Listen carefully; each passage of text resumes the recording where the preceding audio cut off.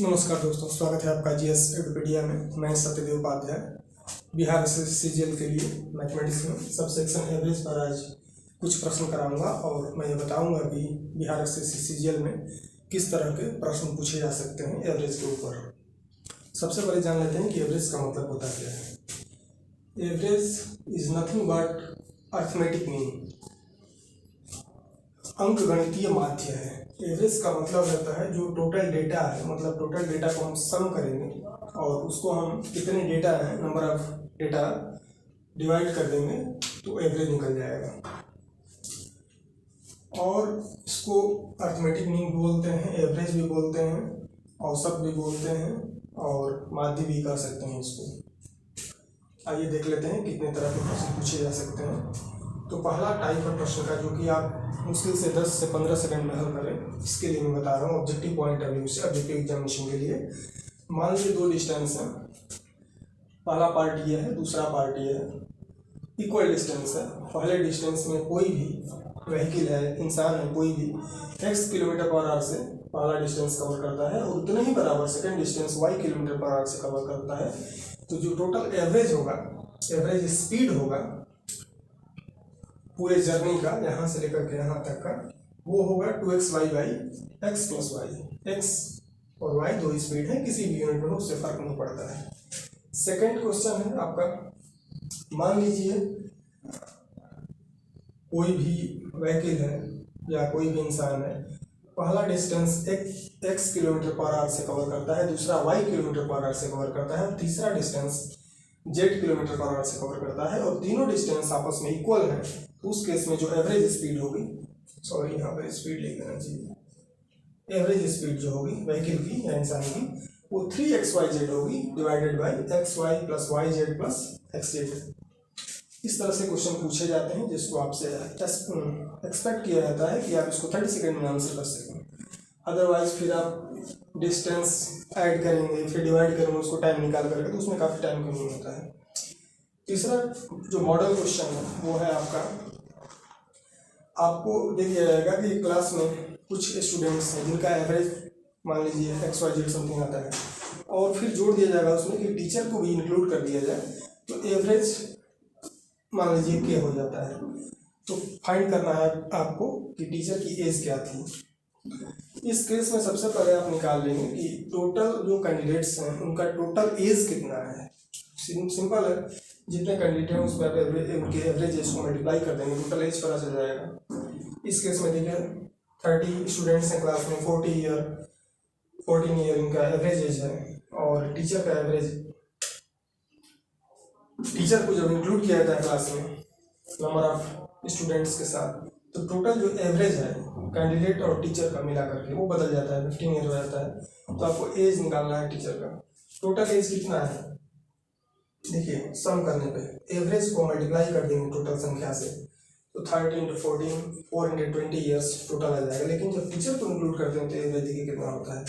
30 students से पहले teacher को इंक्लूड करेंगे तो संख्या टोटल 31 होगी। 31 में जब एवरेज एज की जो मल्टीप्लिकेशन होगा 15 ईयर का, तो ये हो जाएगा 465 और दोनों को आपस में घटा देंगे तो टीचर का एज एक्स्ट्रा हो रहा है पहले से, तो वही निकल आएगा, तो 45 ईयर्स हो जाएगा। सेकेंड थर्ड हो गया।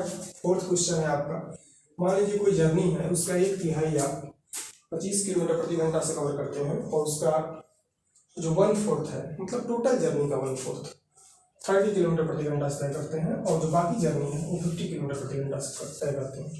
तो आपको एवरेज स्पीड निकालना है। ऐसे केस में देखिए फर्स्ट प्रिंसिपल लगाना चाहिए, इसमें शॉर्टकट फार्मूला ना हो जाए तो बेहतर है। सबसे पहले आप मान लीजिए टोटल डिस्टेंस x है और उसके बाद टोटल टाइम कितना लगा उसको आप फाइंड कर लीजिए। टोटल टाइम का मतलब सिंपली है डिस्टेंस अपॉन स्पीड। तो देखिए इस केस में 1/3 स्पीड केस में हम टाइम निकालिए, ये निकल गया।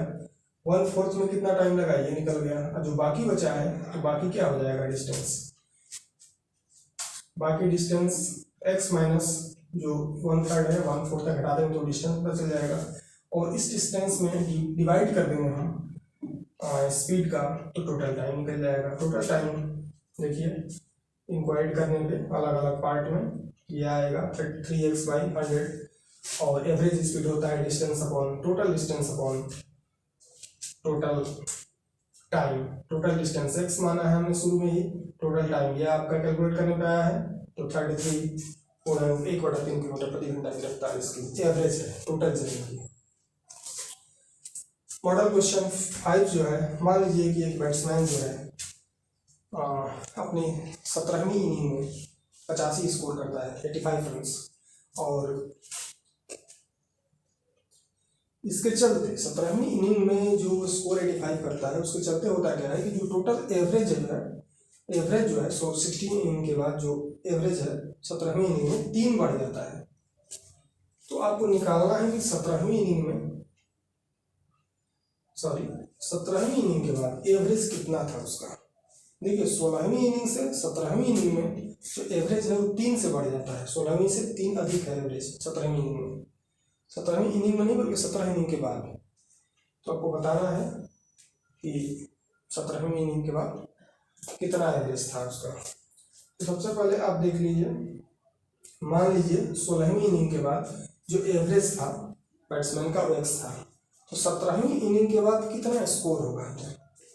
एवरेज मान लीजिए इसका x है, तो 16 इनिंग के बाद रन कितना होगा, 16x होगा, टोटल रन इतना हो गया। लेकिन 17वीं इनिंग में चूंकि 85 कवर किया है तो टोटल स्कोर उसका 17वीं इनिंग के बाद हो जाएगा 16x + 85, मतलब 16 इनिंग तक जो उसका स्कोर था वो 16 × x था, चूंकि 16वीं इनिंग तक जो उसका एवरेज था वो x था, मतलब टोटल स्कोर 16 इनिंग तक 16x। लेकिन 17वीं इनिंग में जो स्कोर था 85 था, मतलब टोटल जो स्कोर है उसका 1 से लेकर 17वीं इनिंग तक 16x + 85 है। अब देखिए सेकेंड केस में क्या कहता है कि 17वीं इनिंग में जो 16वीं इनिंग तक जो एवरेज था उसका वो 3 से बढ़ जाता है 17वीं इनिंग कवर करने के बाद। तो वो हमने कर दिया 17 × एवरेज x + 3, दोनों को इक्वल कर देंगे क्योंकि ये थिंग दोनों इक्वल है आपस में। तो 16x + 85 = 17x + 51, कैलकुलेट करेंगे तो x की वैल्यू 34 आएगी। और चूंकि हमको बताना है कि एवरेज 17वीं इनिंग के बाद क्या होगी, तो x में हम 3 जोड़ देंगे तो 37 इसका आंसर हो जाएगा, क्योंकि हमने x मान रखा है 16वीं इनिंग तक बैट्समैन का एवरेज। तो ये मॉडल क्वेश्चन है आपके 5 क्वेश्चन। आशा है कि इससे बाहर क्वेश्चन नहीं आना चाहिए। एवरेज का क्वेश्चन वैसे भी काफ़ी आसान होता है, सिंपल कंसेप्ट है, total data divided by number of data, ये आप जानते हैं तो कर ले जाएंगे। और जो मैंने क्वेश्चन बताया उसके ट्रिक को समझेंगे तो आप 30 सेकंड टू 1 मिनट में क्वेश्चन सारे के सारे एवरेज कर सकते हैं। चलिए मिलते हैं फिर नेक्स्ट वीडियो में, तब तक पढ़ते रहिए। जितना प्रैक्टिस करेंगे एवरेज का उतना बेटर आपका कंसेप्ट होगा और फास्ट कैलकुलेशन से आप BSSC में बेटर कर सकते हैं। धन्यवाद।